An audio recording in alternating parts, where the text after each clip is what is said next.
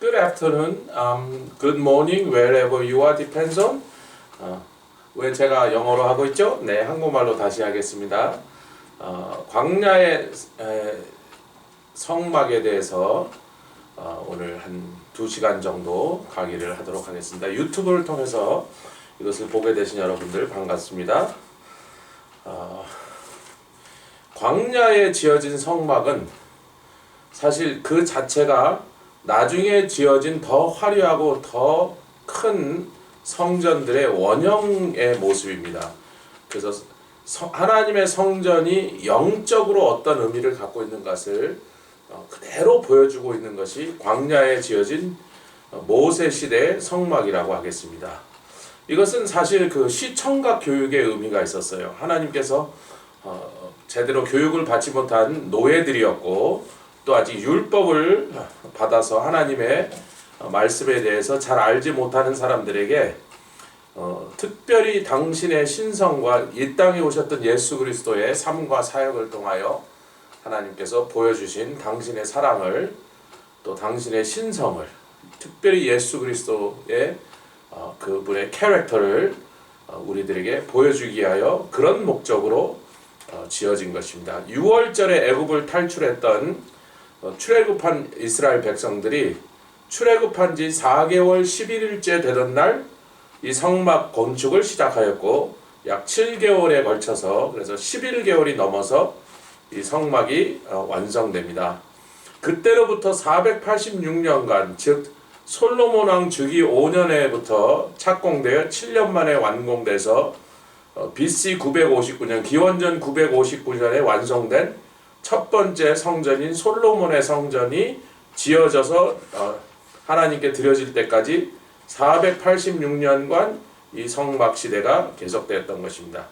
이 성막은 원래 거룩한 장막이다, 거룩한 텐트다 이런 뜻입니다. 출애굽기 26장 30절에 나와 있고 또 그냥 텐트라는 뜻의 장막이라고도 여러 번 성경이 그렇게 기록하고 있어서 출애굽기 25장 9절에 장막이다.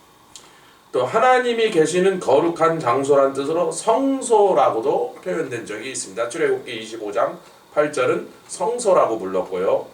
그리고 언약궤가 있어서 그분의 뜻이 증거되는 곳이라는 뜻에서 증거막이라고 출애굽기 38장 21절 민수기 1장 53절에 그렇게 기록되어 있고 하나님과 당신의 백성들이 만나는 장소란 뜻에서 회막, 만나는 회자다. 그래서 회막이라 출애굽기 29장 43절 혹은 레위기 1장 1절에 회막이라 불려졌던 것입니다.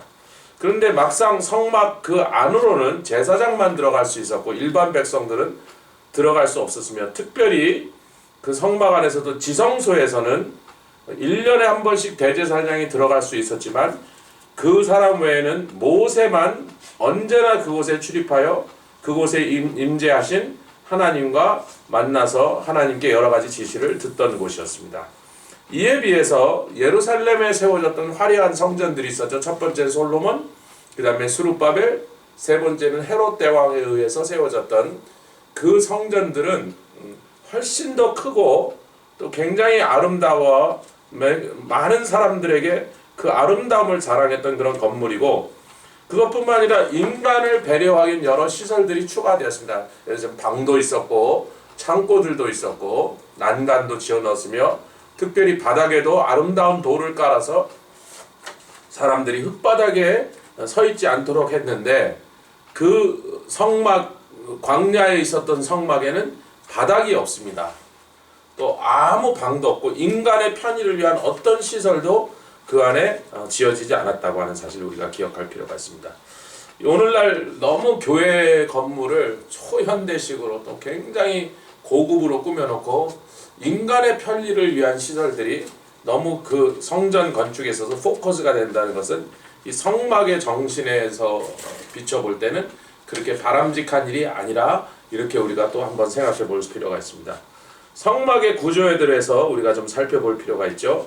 출애굽기 25장부터 27장까지 모세가 시내산에 올라와서 이 성막을 어떻게 지을 거다 하는 식양과 그 구체적인 방법들을 하나님께 지시를 받아서 들고 내려온 장면. 그래서 그 이후로 성막이 제작되는 과정들이 출애굽기에 기록되고 있는데, 자, 제일 먼저 1번은 성막들이 어떤 것인가? 다시 말하면 마당이라 그런 것입니다. 성막들은 그냥 아까도 말한 대로 바닥이 흙입니다. 다시 말해 어떠한 건축 재료를 사용하지 않고 그냥 흙바닥 그대로 놔뒀다. 참 놀라운 일이 아니겠습니다. 그런데 거기에도 어떤 영적인 의미가 숨어 있다고 저는 생각하는 것이, 온 천하가, 다시 말해 이 땅 전체가 하나님의 임재가 있는 곳이라면 그곳이 거룩한 곳이고, 그 거룩한 것이 바로 하나님께는 성전 같은 곳이라, 성소라는 의미가 영적으로 숨어 있다고 생각합니다.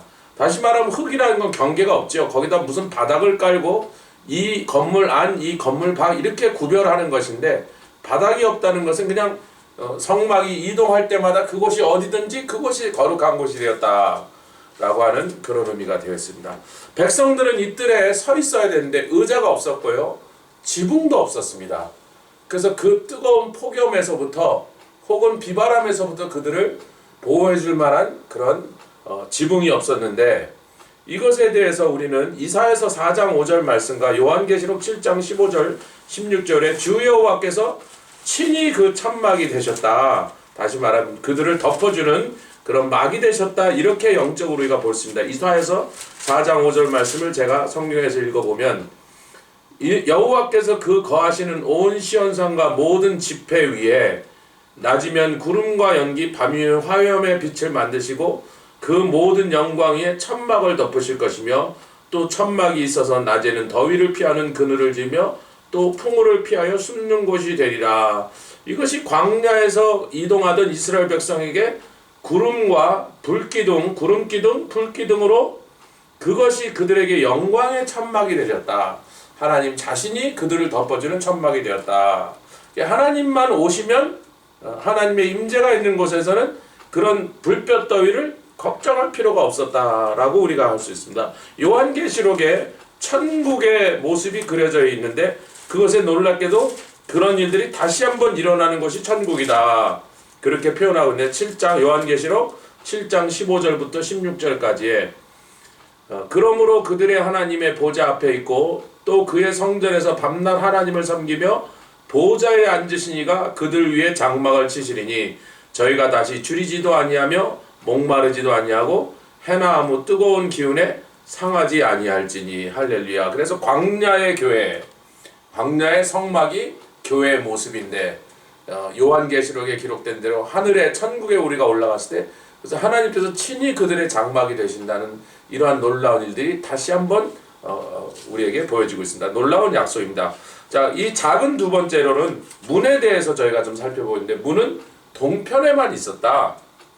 그래서 이 동편에 있다는 것 두 가지 문이 있었는데, 첫 번째는 울타리에 출입구 문이 있었고, 그 다음에 그 안에 있는 건물, 즉 비록 텐트이지만 성막 자체 건물에 그 안에는 성소와 지성소로 나뉘었는데, 그곳에서는 문이 있었는데 그 두 문이 다 동편을 향하게 되어 있었다. 이 문에 대해서 우리가 세 가지를 생각했습니다. 첫 번째, 그 울타리에 나 있는 성소로 들어오는, 그래서 그 출입구의 문이 넓이가 약 6, 7m 정도 되었습니다. 굉장히 넓은 문입니다. 한꺼번에 한 10명 이상이 동시에 출입할 수 있는 그렇게 굉장히 큰 문인데, 아이러니한 것은 그렇습니다. 그 성전들은 굉장히 좁아갖고 아마 빽빽이 사람을 넣으면 100명, 편안하게 넣으면 4, 50명 정도가 서 있을 만한 그런 공간밖에 되지 않았습니다. 기껏해야 4, 50명만 들어오는 그런 적은 숫자로 출입이 제한되어 있는 곳에 들어오는데, 문이 6, 7m다. 한꺼번에 10명씩 동시에 드나들 수 있다는 것은, 문이 너무 터무니없이 크죠. 그런데 그것이 보낸 영적 메시지 뭐냐면, 하나님의 집으로 오라는 초청이 모든 사람에게 문이 활짝 열려 있었다. 몇 사람이 들어오느냐가 아니라 모든 사람, 원하는 사람 다 들어오도록 그렇게 하나님께서 구원의 초청을 하셨다.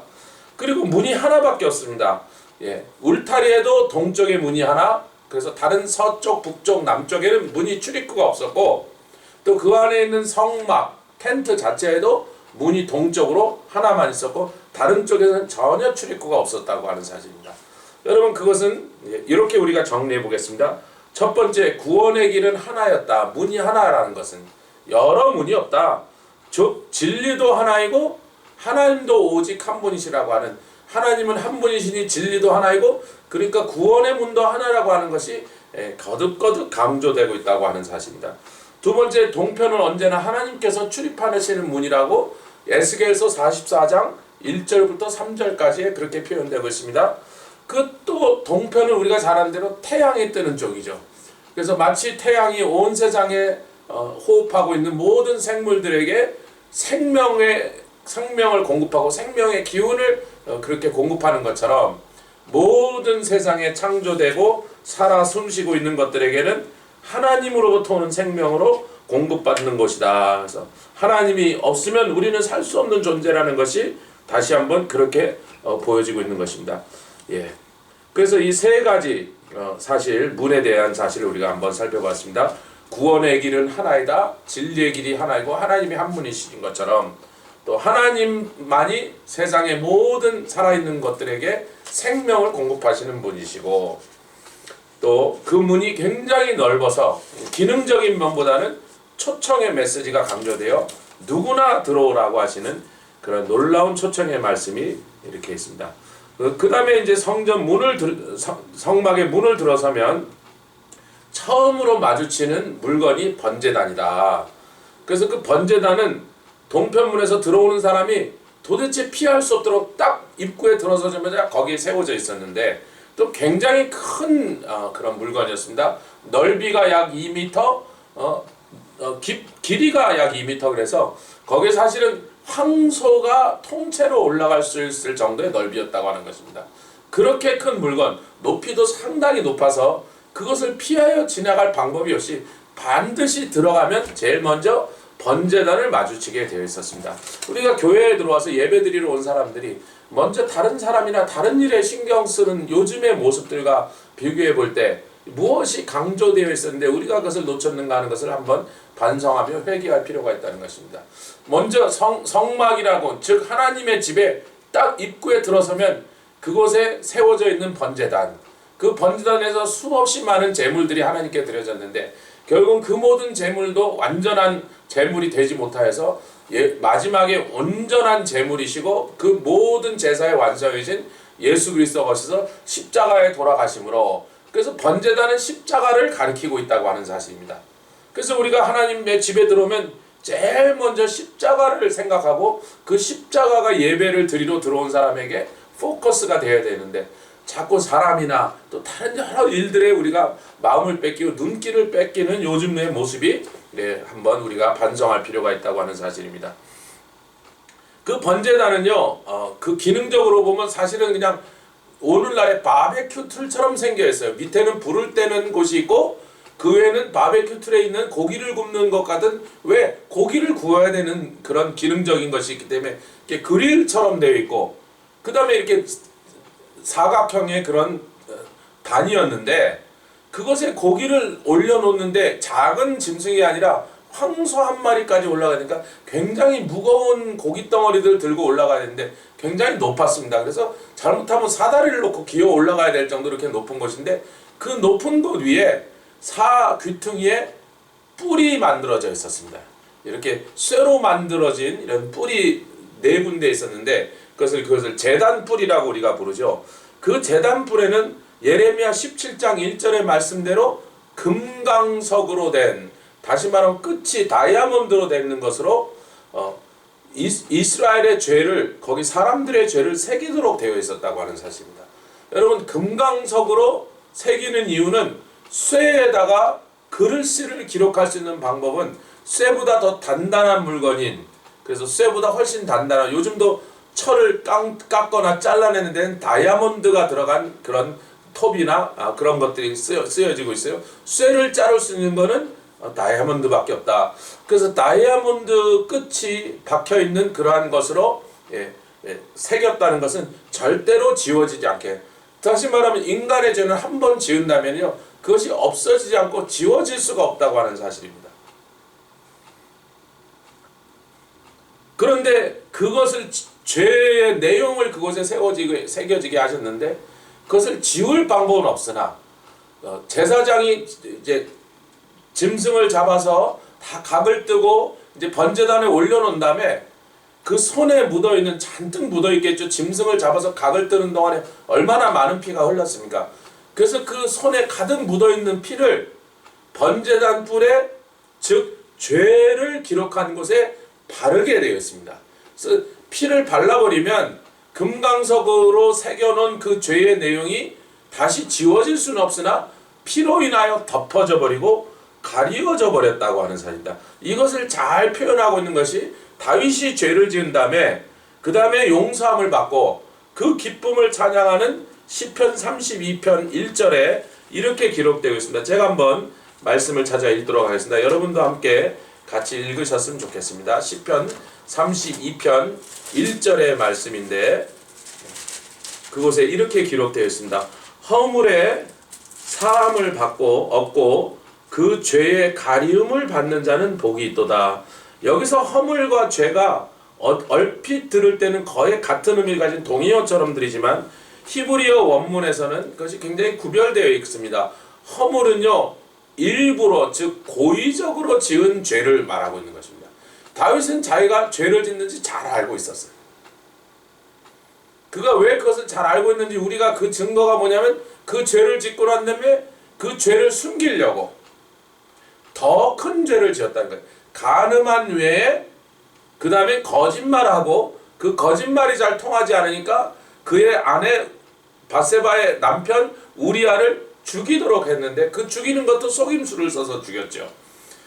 그렇기 때문에 우리가 다윗이 이 지은 죄는 그냥 죄가 아니라 허물, 고의적인 죄라고 하는 것을 알고 있습니다. 자기가 죄 지은 걸 알아니까 그것을 자꾸 숨기고 덮으려고 했던 것입니다. 그런데요, 그런 허물은요, 사함을 얻고 그랬는데 이 사함이라는 것은 히브리 단어로 lifted up이다. 다시 말하면 들춰냈다 그런 뜻입니다. 다윗이 이 허물을 가리려고 할 때는요, 더 흉악한 죄를 지었던 것입니다. 덮으려면 덮으려고 할수록 가리면 가리려고 숨기면 숨기면수록 그의 죄는 늘어만 갔던 사실입니다. 근데 나단이 찾아와서 나단 선지자의 입을 통하여 하나님의 경고의 말씀을 들었을 때 그 죄가 온 천하에 다 드러나도록, 다시 말하면 낱낱이 다 까발려졌습니다. 온 신하들이 듣고 있는 왕궁에서 나단 선지자를 통하여 다윗의 죄가 드러났습니다. 그의 허물이, 그의 악행이 다 드러났을 때 오히려 그는 회개의 자리로 나가서 그 죄가 용서받는 역사가 있었다고 하는 것입니다. 거기서 이 나사라고 하는 단어가 허물의 사함이라는 것은 들춰내졌다라고 하는 것인데, 그런데 그 다음에 허물 대신 죄라고 사용된 것은 흔히 말하는 원죄라고 우리가 표현하는, 인간이 죄악 중에 출생하였고 또 죄의 혈통을 가지고 있었기 때문에 자기가 원하든 원하지 않든 끊임없이 죄를 지을 수밖에 없는 죄인으로 태어난 인간의 죄의 모습을 얘기하는 것입니다. 우리가 그걸 그냥 원죄라고 부르는데, 많은 경우 내가 죄를 짓는다는 의식도 없이 그렇게 의도하지 않았음에도 불구하고 나도 모르게 많은 죄를 짓는 것이 또 인간의 참 연약한 모습이라는, 그러한 죄, 왜냐하면 죄인으로 태어나서 죄를 지을 수밖에 없는 그 죄악 중에 죄 지은 아담의 피를 타고난 혈통적으로 짓는 죄에 대해서 하나님께서 그것을 카사라고 하는 단어로 가리움을 없는다. 그 카사는 말 그대로 covered up, 덮였다, 혹은 concealed, 숨겨졌다. 그 죄가 덮여져서 보이지 않게 되었다, 그런 말. 예수 그리스도께서 흘리신 피가 우리의 모든 죄를 덮어버리심으로 말미암아, 그 죄가 없어졌다는 게 아니에요. 그 죄를 덮어버렸다. 그 피로 덮으심으로 그 죄는 가려지고 우리가 더 이상 하나님 앞에서 죄인으로 발견되지 아니하고 의인으로 발견돼. 왜? 죄가 안 지었다는 것이 아니라 그 죄가 예수님의 피로 덮여졌다고 하는 것을 나타내고 있는 것입니다. 그래서 그 제단의 뿔이, 번제단에는 뿔이 있었는데 그 뿔에는 죄를 새겨지는 기능이 있었고 그 죄는 피를 발라서 덮는 그러한 제사의 한 과정이 있었다는 것. 다시야 또 한 번 그 성전뜰에 있는 물건은 뭐냐면 물두멍이라고 하는 것이었습니다. 영어로는 브론즈다, 즉 청동으로 만들어졌다, 이렇게 밝혀졌는데, 청동으로 만들어진 물두멍, 오늘날로 하면 세면대 같은 그런 모양이죠. 근데 성막에 있는 건 그렇게 작았는데 나중에 솔로몬이 지은 예루살렘 성전에는요, 이것이 얼마나 큰지 바다라 이렇게 표현되고 있습니다. 그래서 이 바다라고 표현된 것은 사실은 웬만한 작은 수영장만 하되게 그렇게 큰 것이었는데, 왜냐하면 솔로몬 왕 당시나 그 후에 여러 번 큰 이스라엘의 회개와 큰 축제 때, 절기 때 보면, 심지어는 소를 2만 마리 잡았다, 양을 10만 마리 잡았다, 하루에 수십만 마리의 짐승들이 거기서 잡혀져서 드려지는데, 한두 사람의 제사장이 그 제사를 지낼 수가 없고, 몇백 명의 제사장, 몇천 명의 레위인들이 달려들어서 그 일을 해도 능히 다 그 짐승들을 잡아서 하나님께 제사드리기 합당하도록 준비하는 일이 손이 부족할 정도였다. 그 수천 명의 사람들이 손을 씻어야 됐으니 그렇게 엄청나게 큰 물두멍이 준비됐던 것입니다. 그러나 하여튼 성막이 원형이니까 성막은 이렇게 조그만 이런 세면도구 대 같은 것이 준비되어 있었는데, 그 청동은 어디서 나왔느냐? 그 청동은 바로 성막에서 수종드는 여인들이 자신들이 사용하던 청동 거울을 들여서 그것을 녹여서 만들었다. 이 여인들은 여러분, 오늘날 우리가 청동 거울 그러면 그렇게 가치 있거나 비싼 물건이라고 생각하지 않지만, 고대 이 청동기 시대에 청동 거울이 출토되면 그 무덤들은, 청동 거울이 발견된 무덤들은 다 족장이나 하여튼 상당한 세력을 가진 그런 집안의 여인의 무덤이라고 우리가 그렇게 추정할 수 있었던 것입니다. 지금이 성막이 지어졌을 때가 지금부터 거의 4,000년 전의 일이니까 성동기에서도 비교적 초기의 시대였습니다. 여러분, 그때 당시 청동거울인 건 신분의 상징이었고 굉장한 부와 권력을 가진 사람만 가지고 있었던 것입니다. 그런데 불과 얼마 전까지 노예 신분이었던 히브리 여자들이 청동거울을 소유하고 있었을 리가 없죠. 이것은 출애굽 당시 애굽 사람들에게 가서 금은 보와 폐물들을 달라고 하라. 그럼 그들이 내줄 거다. 아마 히브리 여인들이 이제 처음으로 애굽 사람 자기네들이 종살이하던 그 주인이었던 애굽 사람의 집에 들어가 보니 여러 가지 귀한 물건들이 있어 그걸 달라고 하는데, 여인들은 아니 저것도 그러면서 청동거울도 달라고 요구를 했을 것이고, 애굽 여인들이 자기 남편들이 한 것처럼 히브리 여인들에게 자기가 그렇게 애지중지하던 청동거울이라도 내줄 수밖에 없었다고 생각합니다. 그래서 이 여인들이 그것을 들고 광야에 나와보니까 그것은 모래 바람이 불고 아침 저녁으로 그렇게 그냥 큰 그런 바람들이 부어라치면서 세상에 제대로 씻을 곳도 없는 그런 황량하게 짝이 없는 곳에 있습니다. 사실 그 청동거울로 누구를 비춰보겠냐는 거예요. 맨날 제대로 세수도 하지 못한 자기 얼굴을, 그래서 그 귀한 물건이라고 들고 나온 청동거울이 별 쓸데없이 아마 텐트 구석에 굴러다니고 있었을지 모르겠습니다. 아무튼 그럴 때 하나님께 드려지는 성막의 건축에 청동이 필요하다. 그것으로 제사장이 손을 씻고 장막에 들어가는 그러한 마지막 도구로 그렇게 청동이 많이 필요하다니까 이 여인들이 그것을 갖다 바쳤습니다. 제사장이 집에서 다 목욕을 하고 옷을 깨끗이 빨고야 성막에 수종들로 왔습니다. 그가 다 목욕을 하고 갔기 때문에 다시 씻을 필요가 없음에도 불구하고 성막에 들어가기 전에 다시 한번 그 손을 씻으라. 너희 손을 깨끗이 하라. 피로부터 너희 손이 깨끗하도록 하라 하고 하신 말씀을 우리가 기억할 필요가 있죠. 아무튼 이 여인들이 겉을 치장하는 것이 아니라 하나님의 전에 들어가기 전에 자기를 돌아보고 자기의 삶을 돌아보도록 하시도록 한 것인데, 이 여인들이 헌신으로 말미암아 그 물두멍이 제작됐다는 것은 참으로 의미 있는 일이라고 했습니다. 베드로전서 1장 23절 24절에 보면, 베드로전서 1장 23절부터 24절의 말씀을 보면 거기에 그 유명한 말씀이 있죠. 풀은 마르고 모든 육체는 그러나 너희가 거듭난 것이 썩어질 씨로 된 것이 아니요 썩지 아니할 씨로 된 것이니 하나님의 살아있고 항상 있는 말씀으로 되었느니라. 그것에 비해서, 살아있고 항상 있는 말씀에 비해서 모든 육체는 풀과 같고, 인간의 겉껍데기를 얘기하는 거죠. 풀과 같다. 그 모든 영광이 풀의 꽃과 같으니 풀은 마르고 꽃은 떨어지되 오직 주의 말씀은 세세토록 있도다. 이렇게 말했습니다. 그래서 디모데전서 2장 9절에는요. 이와 관련하여 우리에게 어떤 구체적인 영적인 지시를 주시는데 사도 바울을 통하여 디모데전서 2장 9절에 또 이와 같이 여자들도 아담한 옷을 입으며 좀 수수하게 입으라는 거죠. 또 염치와 정절로 자기를 단장하되, 그래서 좀 이렇게 자기를 단장하는데 겉모양을 치장하는 데보다 자기 속사람을 잘 돌아봐 단정하게 하고, 따은 머리와 금이나 진주나 값진 옷으로 하지 말라. 아마 그때 당시에 머리를 따으면 거기다 뭐 또 많은 장식을 했었는지 왜 따은 머리가 사치에 그걸로 하는지는 전 모르겠습니다. 그러나 하여튼 겉사람에 신경 쓰지 말고 자기의 내면, 자기의 속사람을 잘 돌아봐 하나님의 집에서 마땅한 그런 모습으로 하나님께 나오라. 이렇게 사도 바울을 통해서 말씀하셨습니다. 여러분, 민수기 15장 38절 40절의 말씀에 참 중요한 영적 교훈인데, 이건 이스라엘 사람들이 지금까지도 행하고 있는 그들의 규정된 관습입니다. 민수기 15장 38절 40에 보면, 여러분 이 카메라에 이것이 보이십니까? 이것이 탈릿은 아닌데 집에 보니까 탈릿과 비슷하게 생긴 천이 있습니다.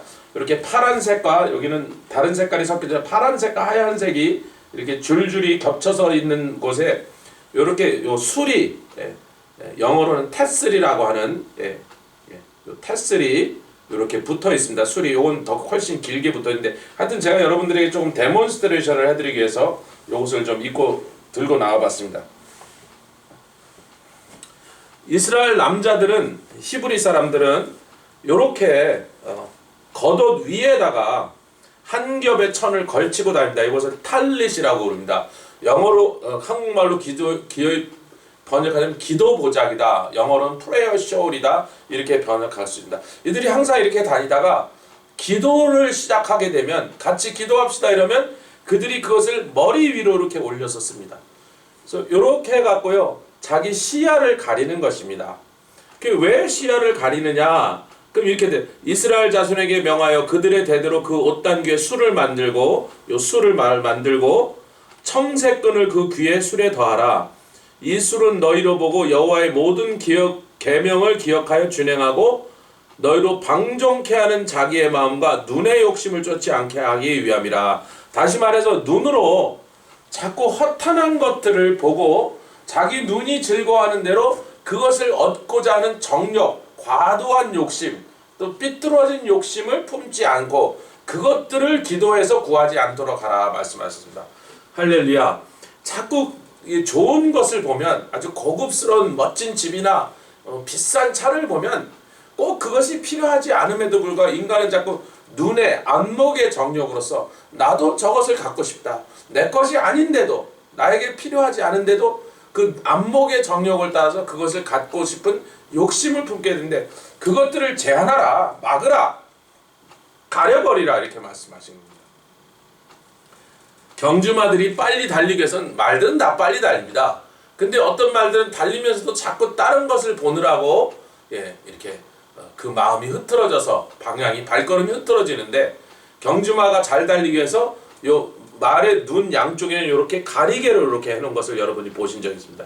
그래서 옆에 있는 것이 보이지 않고 오직 목표 지점 앞으로만 달려가도록 그렇게 한 것입니다. 그래서 방종을 따라서 욕심을 쫓아 보지 못하고 그것들을 헛되게 구하지 않게 하는 기능이 있고, 반대로 이 보자기 제일 끝에 있는 이 술은요, 청색과 흰색의 그 실을 꼬아서 만들었는데, 그것은 613이라고 하는 숫자를 나타내도록 되게 했습니다. 그래서 히브리인들은 그 히브리 언어에 숫자가 따로 없기 때문에 글자들 속에서, 문자들 속에서 숫자의 값을 정하는 것이 있어서 요 숫자를 합산을 해보면 613이라는 한 숫자가 나오는 것이에요. 그 613은 랍비들이 다 세갖고 구약의 율법의 말씀 중에 하라 하지 말라가 613개 있다. 다 세어본 거예요. 365개에 하지 마라, 오미션이 있습니다. 하지 마라, 그것을 하지 마라. 248개 하라가 있습니다.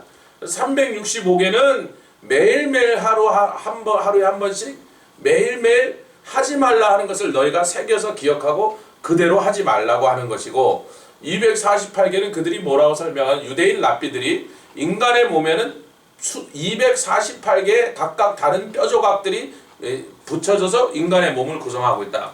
저는 248개인지 모르겠어요. 제 생각에 더 있는 것 같은데 유대인들은 그렇게 세웠다고 하는 거예요. 여러분들 혹시 여러분의 몸속에 뼈가 몇 개가 있는지 알고 계시나요? 전 사실 안 적이 없습니다. 그러나 유대인들은 248개다. 그것을 율법의 설명과 덧붙여서 248가지의 하라는 말씀이 있으니 너의 뼈에 새기도록 그 말씀을 지켜 행하라. 이렇게 말씀을 그것을 수를 바라보면서 하나님의 약속을 바라보면서 약속을 붙잡고 또 하나님의 명령을 붙잡고 그렇게 날마다 살아가라 했다는 것입니다. 그래서 우리가 물두멍에서는 우리가 허탄한 것을 씻어버리고 하나님의 약속의 말씀을 붙잡고 살아가는 그런 여인들의 헌신을 통하여 만들어진 물건이라는 것을 우리가 기억할 필요가 있습니다. 자, 이제 제가 요 칠판에다 조금 그려보자면 요렇게 성막이 지어진 터가 있습니다. 그리고 그 안에 텐트가 이렇게 지어졌고 이 텐트가 휘장으로서 영어로 커튼이라고 되어 있죠. 휘장으로서 막혀 있어서 이 공간을 둘로 나누고 이곳을 성소라 부르고 이것을 지성소, 지라는 건 지극히 가장 거룩한 곳, 이곳은 거룩한 곳이다. 그래서 영어로는 holy, 이쪽은 holy of the holy 혹은 the most holy라 이렇게 됐습니다. 여기에 이제 출입문이 이렇게 있고요.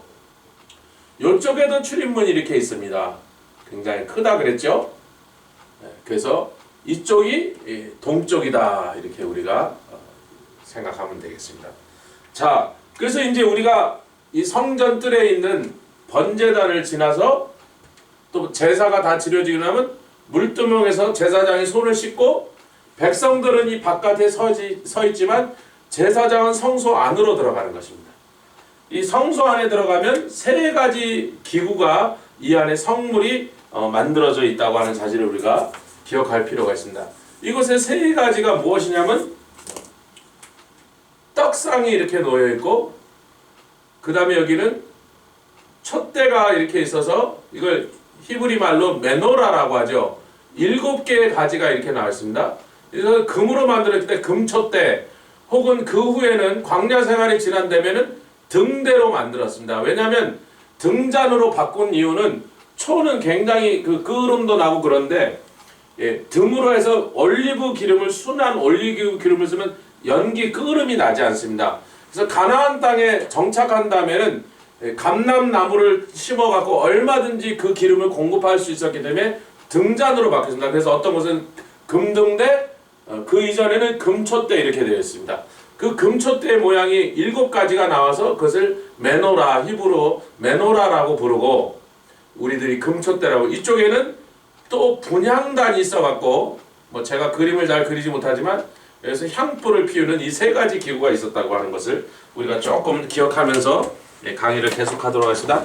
성소는 제사장이 매일 들어가서 하나님을 섬기는 일을 하는 곳이었습니다. 뜰에서는 백성들을 위한 제사를 드렸는 것인데 그 안에 들어가면 하나님이 받으시는 세 가지가 제사장을 통하여 계속 드려지게 됐습니다. 우선 매일 아침에 바깥에서 번제단에서 첫 번째로 제사를 드리고 하루의 업무가 시작되는 것입니다.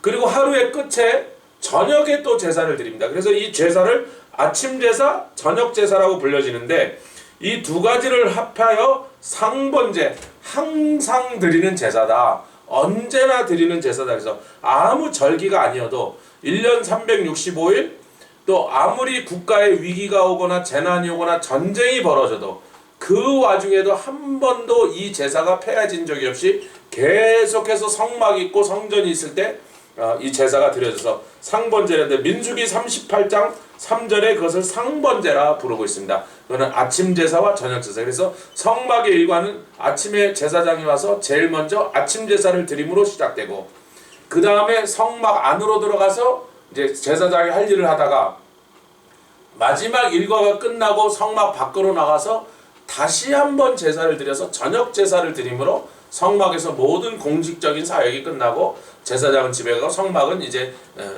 문이 닫혀지는 것이죠. 그런데 이 상번제가 끊어지는 상황이 있었으니 그것이 다니엘서 8장 11절에 마지막 날 적그리스도가 와서 하나님의 성전에서 이 매일 드리는 제사를 폐하게 한다라고 하는 그런 참으로 끔찍한 시절에 관한 예언이 기록되어 있습니다. 다니엘서 8장 11절 말씀에 뭐라고 되어 있냐면 또 스스로 높아져서 이 적그리스도입니다. 군대의 주제를 대적하며 그에게 매일 드리는 제사를 제하여 버렸고 그의 성소를 헐었으며 이런 일이 정말로 일어날 거라고 하는 것입니다. 옛날에도 일어났었고 이거는 그 옛날에 셀루쿠스 황제 시에 안티오코스 에피파네스라고 하는 자가 와서 그 제사를 폐하게 할 때의 장면인데 예수님이 이것을 마태복음 24장에 말씀하시기를 선지자 다니엘에게 말했던 바로 그를 통하여 말했던 그 일 예전에 다니엘이 예언한 것처럼 매일 드리는 제사를 폐하게 했던 그 일이 다시 한번 세상 끝날에 일어날 것이니 그는 적그리스도가 그런 일을 할 것이다. 너희들 그것을 보면 유대에 있는 자들은 산으로 피해라 했던 이 종말에 관한 말씀을 우리가 기억할 필요가 있습니다. 하여튼 그런 적그리스도나 그런 흉악한 자가 와서 강제로 폐하기 전까지는 한 번도 폐하지 않고 계속 드렸던 상번제라는 것이 성막 바깥에 뜰에 있는 번제단에서 아침 저녁으로 드려졌다고 하는 사실입니다. 그런데 이제 어찌됐든 그 아침 제사를 드리고 성막 건물 안으로 장막 안으로 들어가서 세 가지 일을 하는데요. 진설병이를 떡상 위에다가 드리는데 12덩어리를 올려놓게 되었죠. 왜 12덩어리인가 우리가 상고해보면 이스라엘의 12지파 다시 말하면 이스라엘 모든 사람이 하나님께 이렇게 제물을 드려야 된다. 짐승의 제물이 아니라 진설병이라고 하는 것을 하나님께 드려야 되는데 이것은 삶의 열매를 드린다는 것을 나타내고 있습니다. 여러분 왜 삶의 열매를 드리는 것이냐면 우리가 제일 먼저 드려졌던 제사 가인의 제사를 기억할 필요가 있죠. 가인이 제사를 나름대로 자기는 좋은 제물을 가지고 정성껏 드렸다고 했는데 하나님 그것을 거부하셨습니다. 근데 가인은 그것을 이해할 수가 없어서 아니 이렇게 좋은 제물을 나는 기껏 드렸는데 왜 이것을 거부하십니까? 가인의 안색이 변화했던 것입니다. 근데 좀 있다 보니까 아벨의 제사는 하나님 기뻐 받으시더라. 그러니까 더욱더 분노가 치밀어 올랐던 것이죠. 누구의 것은 왜 거부하고 누구의 것은 받냐? 근데 성경이 그 사실에 대해서 아주 분명하게 기록되기를 가인의 제물을 하나님이 받지 않으신 것은 가인의 삶을 하나님이 인정치 않고 기뻐하지 않으셨다. 아벨의 제물이 무엇이었느냐가 중요한 게 아니라 아벨의 제물을 받으신 것은 그 제물을 드리는 아벨의 삶을 하나님이 기뻐 받으시고 인정하셨다라고 그렇게 우리는 분명히 성경에 기록한 것을 알고 있습니다. 그렇기 때문에 12덩어리의 그 이스라엘 12지파가 다 하나님께 자기의 삶이 하나님 앞에서 받으실 만한 형통한 삶이며 경건한 삶을 살았는가, 그 경건한 삶을 통하여 하나님께 드리는 열매를 하나님 기다리고 계신다. 그것은 이제 떡상에서 벌어지는 일이었습니다. 근데 그 떡은 무교병이었다고 하는 거예요. 여러분 무교병이라는 것은 누룩을 넣지 않은, 요즘은 이스트라고 하죠. 옛날에 누룩이라고 불렀는데 unleavened bread라고 하는 것입니다. 그래서 발효되지 않은, 그래서 딱딱하고 사실 딱딱한 빵을 저희가 만들어 먹어보니까 맛이 별로 없어요. 생존을 위해서 먹지 부드럽고 말랑말랑한 그런 달콤한 빵이 아니라고 하는 것입니다. 그 무교병이라는 것은요, 먹는 사람에게 별로 기쁨이 되지 않습니다. 내가 기뻐하는 것이 중요한 게 아니라 하나님께서 나를 보면서 내 삶을 기뻐하시느냐. 그래서 무교병을 드리라, 유교병이 아니라. 그리고 이것을 진설병이라고 그러는데 영어로 쇼브레드다, 혹은 옛날 고대체 영어로 슈브레드다. 쇼라는 것입니다. For display, 보여주기 위한 빵이다. 그래서 진설병은 맛있게 하기 위한 빵이 아니라 성도의 삶이 원하든 원치 않든 주님께나 타인에게나 그 삶의 열매는 보여지게 돼 있다. 여러분 그렇죠? 신앙은 눈에 보이는 것이 아닙니다. 그 보이지 않는 신앙을 남이 뭐 평가할 수도 없고 이렇다 저렇다 말할 수가 참 어려운 것인데, 그 신앙이 그 속에서 역사함으로 경건한 삶을 사는 사람을 통해서 나타나는 삶의 구체적인 행동은 열매로서 눈에 보여지게 되겠다는 것입니다. 그래서 그것을 하나님이 받으신다. 두 번째로는 그런데 이 진설병은 매일매일 가는 것이 아니라 7일에 한 번씩 갈게 돼 있어서 7일 동안 그곳에 디스플레이 했다가 7일 만에 새 빵으로 갈아 올려놓은 다음에 그 진설병은 버릴 수 있지 못하고 반드시 그것을 제사장의 가족이 그것을 먹었어야 돼요. 여러분 처음 구웠을 때도 딱딱하고 맛이 없었는데 7일 동안 놔뒀던 것이니 사실 그것을 먹는다는 것은 그렇게 기분 좋은 일이고 즐거운 일은 아니었을 거예요. 저는 제사장이 아니고 목사이기 때문에 너무나 7일 지난 진설병을 먹는 일에부터 저는 면제를 받았다고 하는 것이 얼마나 감사한지 모르겠습니다. 할렐루야. 분향단은 그야말로 향을 드리는 단입니다. 그래서 향을 태우는 단인데 요한계시록 5장 8절에 책을 취하심에 네 생물과 24장로들이 어린 양 앞에 엎드려 각각 검은 고와 향이 가득한 금대젖을 가졌으니 이 향은 성도의 기도들이다. 그래서 이것은 뭐냐면 분향단에서는 기도의 열매를 하나님께 가져와서 드리라 이런 것입니다. 할렐루야. 앞에 진설병은 경건한 삶의 열매를 하나님께 드리라. 분향단은 기도의 열매를 가져와서 하나님께 드리라. 일주일 동안 매일 무슨 기도를 하고 살아야, 아니 평생 동안 어떤 기도를 하고 살았느냐, 그것으로 성도의 삶을 하나님이 평가하신다는 사실을 우리가 기억할 필요가 있습니다. 요한계시록 8장 3절에서 5절에도 또 다른 천사가 와서 제단 곁에 서서 금향로를 가지고 많은 향을 받았으니 모든 성도의 기도들과 합하여 보좌 앞 금단에 드리고자 함이라. 향연이 성도의 기도와 함께 천사의 손으로부터 하나님 앞으로 올라가는지라. 천사가 향로를 가지고 단 위에 불을 담아다가 땅에 쏟으며 뇌성과 음서가 번개치지. 이것은 성도의 기도가 하나님 앞에서 하나님의 보좌로 올라갔을 때 그 기도를 통하여 세상의 역사가 앞으로 진행된다고 하는 거예요. 우리가 기도하면 세상의 역사가 진행되고, 놀라운 약속이죠. 제가 이 교회 왔을 때 웨인 벤슨 목사님이라는 귀한 목사님이 오셔서 성도를 기도하게 만들어라. 그것이 목사의 사역의 제일 중요한 일이다. 저에게 가르침으로 주신 것이 사실은 자기가 목사가 됐을 때 자기 교회 담임이고 또 자기를 가르쳐주신 영적 아버지와 스승인 목사님이 자기가 목사가 돼서 처음 목회지로 떠날 때 주셨던 가르침이고, 정말로 성도를 기도하게 했을 때 놀라운 복이 일어났었다고 하는 그 간증을 저에게 들려주시면서 조 목사도 당신도 성도를 기도시켜라. 아마 그 말씀이 저의 목회를 굉장히 다른 목회의 방향으로 인도하면서, 우리 한국 목사님들은 늘 그러잖아요. 목사가 제일 기도하고 성도들이 그걸 보고 따라하는 거야. 그런데 그 목사님 거의 반대로 말씀하죠. 성도가 많이 기도해야, 성도가 기도하는 성도로 돼야 교회가 하나님의 역사가 일어난다. 그리고 우리 교회가 성도들이 기도하는 교회로 그렇게 체질적으로 세워지는데 이 목사님의 그 권면이 큰 작용을 했다고 생각합니다. 데살로니가전서 5장 17절은 성경에서 제일 짧은 말씀 중에 하나죠. 데살로니가전서 5장 10절 전체가 이렇게 되죠. 쉬지 말고 기도하라.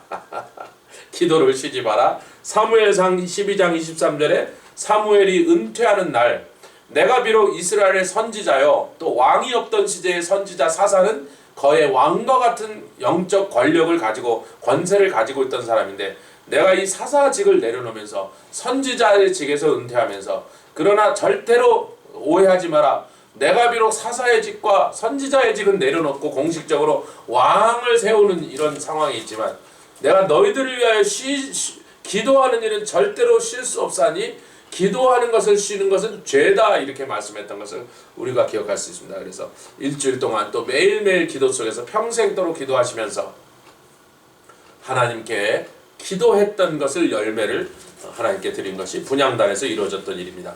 금초대 메노라라고 하는 것이죠. 7가지로 나뉘어져 있습니다. 사역의 열매를 드리라. 등대, 촛대는 교회를 나타나고 그것에 기름이 계속 공급되어 타고 있다. 초는 촛농이 녹으면서 타고 있는데 그것은 사역을 말하는데, 인간의 사역도 천사의 사역도 또 예수님의 사역도 또 예수님 보내신 성령님의 사역도 그 사역을 다 등대로서 표현되는데, 더 정확하게는 이제는 교회를 통하여 일하시는 사역이 되었습니다. 근데 그것에는 계속해서 성령의 역사가 공급하여야 된다. 그 기름은 성령의 역사다. 스가랴서 4장 2절로부터 3절까지 스가랴 선지자를 통하여 스룹바벨에게 주시는 말씀이 있는데, 그때 스가랴 선지자가 환상을 보고 그것에 어떤 환상이 나타났냐면, 그가 내게 묻되 내가 무엇을 보느냐? 주께서 스가랴에게 물으십니다. 스가랴가 대답하되 내가 보니 순금 등대가 있는데 그 꼭대기에 주발 같은 것이 있고 그 등대에 7 등잔이 있으며, 혹은 7 촛대가 있으며, 그 등대 꼭대기 등잔에는 7 관이 있어서 그 7개의 등잔 하나하나에 관이 있어서 그 주발 같은 것에서 공급되는데, 그 등대 곁에는 2 감람나무가 좌우에 있더라는 거예요. 하나는 주발 우편에, 하나는 주변 좌편에. 여러분, 감람나무는 바로 감람유 즉 올리브 오일을 짜내는 그런 나무죠. 그래서 그 나무가 양쪽에 있다는 것은 끊임없이 기름이 공급되었다. 인간이 열심히 일하다가 중단됐어요. 더 이상 힘이 딸려서 지쳐서 더 이상 하지 못하게 돼 스룹바벨이 함께 짓던 성전이 중단돼 버리고 6년 동안 그것이 다시 개시되지 못했던 그 참담한 상황에서 스가랴 선지자를 통하여 내가 왜 네 힘으로 했느냐? 왜 네 능력 가지고, 네 재주 가지고, 너의 역량을 가지고 이것을 하려고 했느냐? 이 하나님의 일 사역은 네 힘으로, 인간의 힘으로 할 수 있는 것이 아니니라. 오직 성령의 이름으로만 되느냐? 여호와의 신으로만 말미암느니라. 힘으로도 능으로도 하지 못하고 여호와의 신 성령으로만 되느니라. 성령이 계속해서 공급하여 주시는데, 그 모양은 마치 감람나무가 계속해서 감람유를, 올리브 오일을 공급하고 그것이 주발에 가득 차서 연결된 7 관을 통하여 7 등잔에게 계속해서 기름이 공급돼서 그 불이 꺼지지 않게 하는 것입니다. 자, 분향단과 또 이 금등대에는 제사장이 아침에 들어와서 기름을 채워놓고 향을 또 채워넣어서 하루 종일 그 향이 꺼지지 않고 등잔이 꺼지지 않게 하는 일을 제사장이 돌보아야 됐으며, 또 밤에 마지막으로 성막을 떠나기 전에 밤새도록 등대가 켜져 있고 또 등잔이 켜져 있고 또 향이 계속 올라갈 수 있도록 해서 24시간 쉬지 않고 기도하게 하시고 쉬지 않고 사역하게 하시는 것이 끊어지지 않게 하라 라고 말씀하신 것입니다. 네, 우리 같이 지성소로 이제 옮겨가도록 하겠습니다. 자, 이제 뜰에 대해서 공부했고 성소에 대해서 공부했으면 이제 성소에서 다시 한번 이 휘장을 통해서 들어가는데, 이 휘장에는 사실 열려져 있는, 뚫려져 있는 문이 없습니다. 이것을 천으로 만들었는데, 이 성소와 지성소 사이의 휘장이요 얼마나 두꺼웠냐면 천인데 약 20cm의 두께라. 이것은 랍비들이 우리에게 고증하고 있는 거예요. 그들이 말하는 솔로몬 성전에 엄청난 고대의 가장 큰 건물이었던, 인간이 세운 건물 중에 가장 큰 건물이었던 솔로몬의 성전에 높이가, 휘장의 높이가 약 60피트다. 거의 20m 높이가 됐었고 넓이가 20피트다. 한 7m 정도의 넓이가 됐는데 두께가 20cm고, 그래서 이거 천이라고 생각하지만요 팔랑팔랑 흔들리는 가벼운 천이 아니고 300명의 제사장이 사다리를 놓고 올라가서 이 휘장을 간신히 들어올려서 성전에다 메어 달았다고 하는 사실입니다. 건장한 남자 300명이 겨우 들을 수 있는 그런 엄청난 무게였다고 하는 거예요. 말이 천이지 벽이나 마찬가지였습니다. 그래서 이 벽, 그 구석 한쪽으로 살짝 이제 그 틈으로 이렇게 들어가는 것인데, 그 대제사장이 1년에 한 번씩 지성소에 들어갈 수 있었습니다.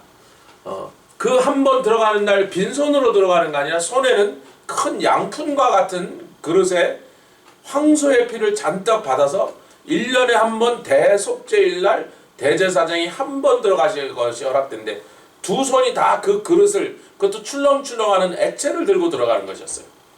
그런데 그 들어가 보면 막상 지성소에는요 창문이 없습니다. 다시 말하면 내추럴 라이트이 들어오지 못한다는 거예요. 등불도 없습니다. 인공적으로 켜는 등불이 없어서 밖에서 들어오는 햇빛도 들어오지 못하고, 안에다 초나 등을 키우지 않았으니까 그거는 칠흑 같은 어둠 속에서 더더군다나 그 가운데에는 무엇이냐면 인간이 건드리 접촉하면 바로 죽임을 당하는 하나님의 법궤가 그 지성소 안에 놓였는데 깜깜한 속에 들어가서 손에 이미 무엇을 들고 있는 상태에서 1년에 한 번씩 들어온 그 공간에 정확하게 법궤가 어디쯤 위치해 있다는 것을 감각으로서만 알고 건드리지 않아야 된다. 만지지 않아야 된다. 또 거기에다가 그 법궤 위에 있는 시은자라고 하는 곳에 정확하게 그 위치에다가 피를 부어야 된다. 빛이 없는 상황에서. 그것은 사실 인간에게 불가능한 일이죠. 건드리면 죽습니다, 여러분. 그런데 창문도 없고 등불도 없어도 아무 인위적인 빛도